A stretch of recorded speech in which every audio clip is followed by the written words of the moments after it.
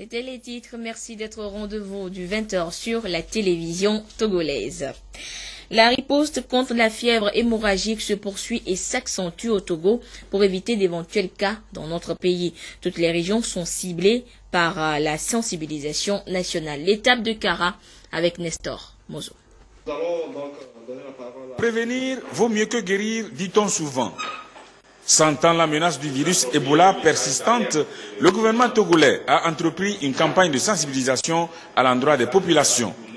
Dans cette salle du Palais des Congrès s'est retrouvé un échantillon de toutes les couches socio-professionnelles de la région de la Kara. À ses représentants, il a été clairement expliqué les causes et les manifestations de la fièvre hémorragique à virus Ebola. La fièvre Ebola est une maladie virale, hautement contagieuse et surtout très mortelle. Elle se transmet essentiellement par un contact direct avec le sang, les sécrétions, les organes et d'autres liquides biologiques des sujets infectés. Elle se transmet également par la manipulation et la consommation des gibiers tels que les agoutis, les rats, les souris, les porcs-épics, les chauves-souris surtout, les biches, les singes, les lièvres, les chimpanzés, les gorilles vivants ou morts. Il faut rappeler que la maladie se manifeste par une forte fièvre qui ne répond pas au traitement courant et souvent associée à l'un des signes suivants. Une diarrhée sanglante. Les selles sont noires, les saignements du nez, les saignements de la peau, les saignements des gencives, le sang dans les urines, les crachats contenant des traces de sang, du sang dans les vomissements. Aucun cas du virus Ebola n'est encore enregistré au Togo, mais l'ampleur de la maladie dans les pays touchés donne la chair de poule. Elle a déjà fait plus de 700 morts en 7 mois en Guinée-Conakry, en Sierra Leone et au Libéria. La tournée de sensibilisation initiée par le gouvernement porte surtout sur les mesures préventives. 1. Renforcer davantage la vigilance et veiller à votre état de santé et celui des autres en surveillant l'apparition des signes. 2. Éviter la manipulation et la consommation des animaux vivants ou morts, les agoutis, les rats, les souris, les porcs-épics, les biches, les singes, les lièvres, les chauves-souris, les chimpanzés, les gorilles, etc. 3. Il faudrait quotidiennement, tous les jours, se laver les mains avec du savon. Les participants ont été exhortés à organiser à leur tour des séances de sensibilisation dans leurs localités respectives afin que le message parvienne à tout le monde. Pour tout cas suspect de fièvre hémorragique à virus Ebola, il est indiqué d'appeler le 111 pour le signaler. Et en Afrique, dans les zones à risque où sévit le virus Ebola, tous les moyens sont bons pour éviter la propagation de la maladie. Comme au Libéria, vous allez le voir, les corps des malades à Ebola décédés ne sont pas remis à leur famille. Regardez. Dans cet hôpital de Monrovia, les familles patientent en vain. Impossible de récupérer les dépouilles de leurs proches. Ce sont des équipes spécialisées qui les enterreront. Car c'est au moment de leur mort que les malades d'Ebola sont les plus contagieux. Les habitants doivent donc se résigner à abandonner les rites funéraires traditionnels. Le message commence à passer. Ebola est bien présent, nous devons faire très attention, nous ne devons pas être dans le déni. La vingtaine de corps est emmenée dans la banlieue de Monrovia. Ils doivent être inhumés ici, sous haute surveillance. Mais à l'arrivée du convoi, la colère des habitants éclate. Peur d'être contaminés par Ebola, méfiance envers les autorités, ils ne veulent pas que les morts soient enterrés dans leur quartier. Avant de les enterrer, il faudra nous tuer un par un. Les personnels de santé négocient, expliquent, rassurent, sous le regard attentif de l'armée. Nous avons entendu dire qu'il y avait des problèmes avec certaines communautés. Donc nous sommes là pour les protéger, pour qu'ils puissent enterrer les victimes. Après d'âpres discussions, les pelleteuses commencent enfin à creuser les tombes. Au Libéria, l'épidémie d'Ebola a déjà fait près de 160 morts. C'est l'un des pays d'Afrique de l'Ouest les plus touchés par le virus. Autre actualité, camp d'été sur l'indépendance financière est une initiative de l'ambassade des États-Unis pour promouvoir l'entrepreneuriat des jeunes.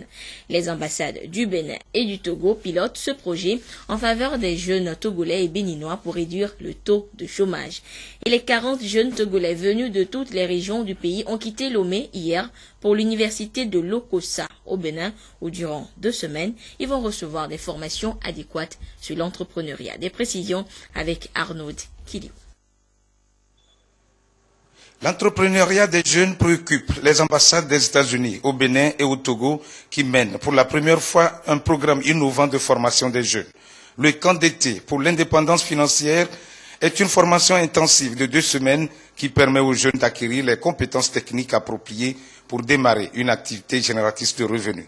Cette année, le premier camp d'été sur l'indépendance financière se tiendra à l'université de Lokossa au Bénin. Que nous organisons ce camp qui est une initiative avant tout de l'ambassade des États-Unis à Cotonou. Et nous nous sommes greffés là-dessus parce que nous avons remarqué que nous avons les mêmes objectifs.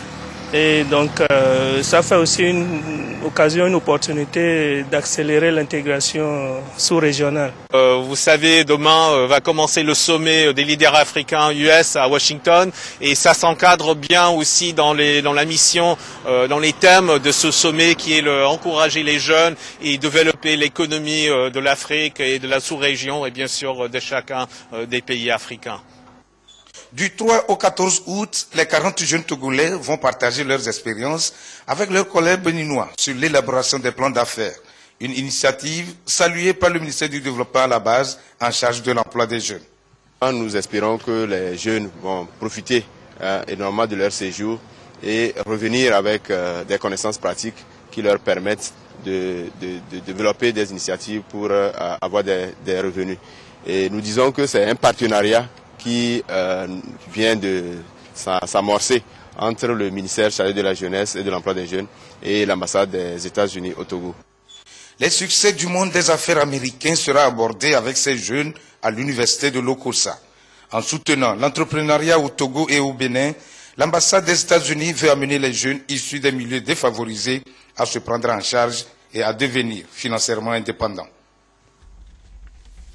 De leur côté, les enseignants et éducateurs togolais se forment depuis ce vendredi à Lomé sur les concepts et thématiques liés à la gestion des catastrophes naturelles dans notre pays.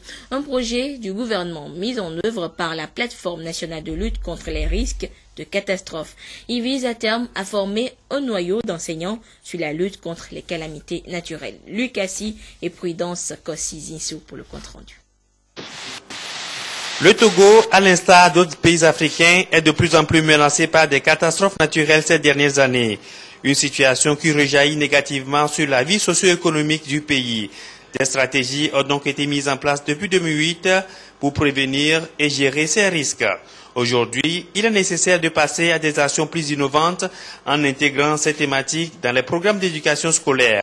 Mission qui sera désormais assignée à ces enseignants-éducateurs. Nous allons les entretenir sur les changements climatiques, mais aussi sur le travail qui est fait dans le cadre de l'intégration de ces concepts de réduction des risques de catastrophe. Ils auront à s'approprier eux-mêmes à travers une prise de contact, une lecture de ces guides. La préparation, la prévention et la gestion des calamités naturelles est l'un des défis majeurs de la plateforme nationale de lutte contre les risques de catastrophes. Elle est appuyée depuis 2008 par le PNUD qui reste convaincu de l'appropriation par ses acteurs de l'éducation des thématiques liées au changement climatique. Ce processus a commencé depuis 2012. Nous en sommes arrivés en 2013 à l'élaboration des 10 documents intégrant cette thématique. Et donc aujourd'hui la formation d'un noyau ou d'un groupe d'enseignants, éducateurs, s'inscrit bien sûr dans ce cadre pour amener ces enseignants à s'approprier de la thématique, de quelle manière ils doivent l'enseigner dans les établissements. Les efforts qui se poursuivent ont amené le PNUD sur demande du gouvernement à apporter un appui pour l'intégration de ces thématiques qui sont aujourd'hui qualifiées de thématiques émergentes dans les curricula de l'éducation. Pensons que en introduisant les curricula, dans les curricula, ces thématiques émergentes, on peut mieux arriver à augmenter leur perception. Le noyau d'enseignants éducateurs qui sera formé à l'issue de ces assises jouera le rôle de relais dans les différents établissements scolaires. Une stratégie qui permet d'anticiper et de prévenir les risques de catastrophes. Une nouvelle formation politique vient de voir le jour au Togo. Il s'agit du Parti des Togolais qui était en congrès depuis 2 jours à Lomé. Et un congrès à l'issue duquel un candidat a été choisi pour la présidentielle de 2015. La fin du congrès a également été marquée par un concert au stade de Kégué à Lomé. Le compte rendu avec Dandouma, Ali et Pierre Soussoupa.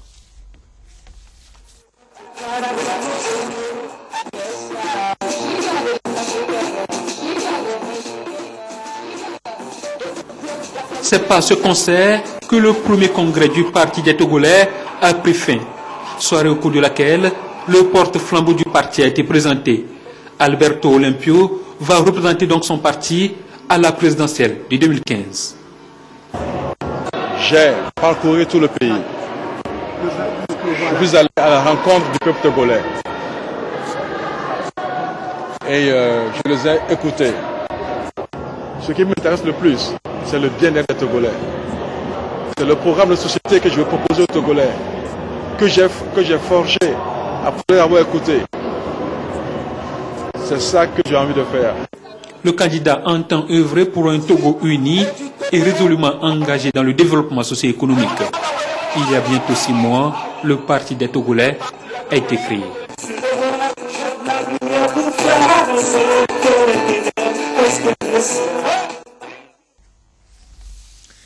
Le 31 juillet dernier, la femme africaine était à l'honneur. Une occasion pour les associations féminines de discuter des conditions de vie de la femme. Cette année, certaines de ces associations ont choisi de braquer les projecteurs sur une maladie spécifique. Il s'agit des douleurs pelviennes. Qu'est-ce que c'est? Les réponses dans ce reportage signé Luc Assis et Albertine Yakin. Douleurs pelviennes, communément appelées maladies de bas-ventre, affectent surtout les femmes. Selon les professionnels en santé maternelle, les causes sont diverses. Pour donc amener les femmes en âge de procréer à la connaissance de cette pathologie, l'association Mognon Mognon s'est saisie de la journée de la femme africaine pour partager avec les femmes les effets et manifestations de cette maladie. Si nos soeurs ou bien nos femmes prenaient soin sur elles de faire la toilette vulvaire, ne pas la toilette intime, elles ne vont pas avoir cette douleur pelvienne-là. Et puis nous avons dit qu'il y a d'autres causes aussi, comme des causes organiques, à savoir les fibromes. C'est aux femmes d'aller se faire consulter pour pouvoir diagnostiquer cette douleur pelvienne-là. Et surtout, les urines aussi nous infectent de plus. Certaines attitudes inadéquates pouvant amener les femmes à s'infecter sont évoquées au cours de cette sensibilisation. Les bénéficiaires se réjouissent de cette causerie débat qu'elles qualifient de bénéfique. Ça commence par les douleurs de bas-ventre, en bas du nombril, au niveau des femmes. Donc elles sentent des douleurs qui vont d'1 mois, voire 6 mois, si la maladie n'est pas traitée. Le représentant de la ministre de la Promotion de la Femme, de l'Action sociale et de l'alphabétisation a félicité l'initiative de cette association pour avoir choisi un thème relatif à la santé maternelle. Selon lui, cette sensibilisation peut éviter des ennuis aux jeunes filles dès que celles-ci mettront en pratique les conseils reçus. Reconnue comme pilier du foyer, la femme africaine en général et togolaise en particulier contribue pleinement à l'éducation des enfants. Soucieuse du devenir de ses progénitures, elle s'investit tant bien que mal à faire de ses enfants des cadres de demain. Zoom aujourd'hui sur la responsabilité de la femme togolaise dans l'éducation des enfants et c'est un dossier réalisé par Charlotte Moussimé. Elles sont connues pour être des femmes battantes et ces femmes apportent des contributions inestimables par leur intelligence, leur travail acharné, leur ingéniosité, leur sens des affaires, leur créativité, leur hospitalité, leur esprit novateur et leur sens aigu des responsabilités pour le bien-être familial. À Wefa, il est tout. Ou encore Huareza, la femme togolaise participe non seulement à l'équilibre du foyer, mais aussi à l'éducation des enfants. La femme se sent responsable de toutes les situations humaines qui se présentent au sein de son foyer. Et lorsque l'homme ne se porte pas bien, la femme ne se sent pas dans une situation qui puisse lui permettre de se sentir à l'aise et d'amener les enfants également à jouir d'une vie heureuse de la famille. Elles aiment bien se glorifier dans cette citation. Derrière tout grand homme se cache une femme et les preuves sont là. Je veux devenir ingénieur. Ma mère a beaucoup fait dans ce domaine parce qu'elle m'a appuyé avec tous les répétiteurs, mon père également. Bien que bon, ça n'allait pas trop, mais quand même avec le temps je m'améliorais. La femme peut influer, surtout que l'enfant te voit faire. Elle aussi, elle a envie de faire. Par exemple, moi, ma fille, elle me dit qu'elle veut être une enseignante comme moi. Bon, de temps en temps, elle dit, tu sais que le métier est difficile, mais elle dit, mais toi tu le fais, moi aussi je peux le faire.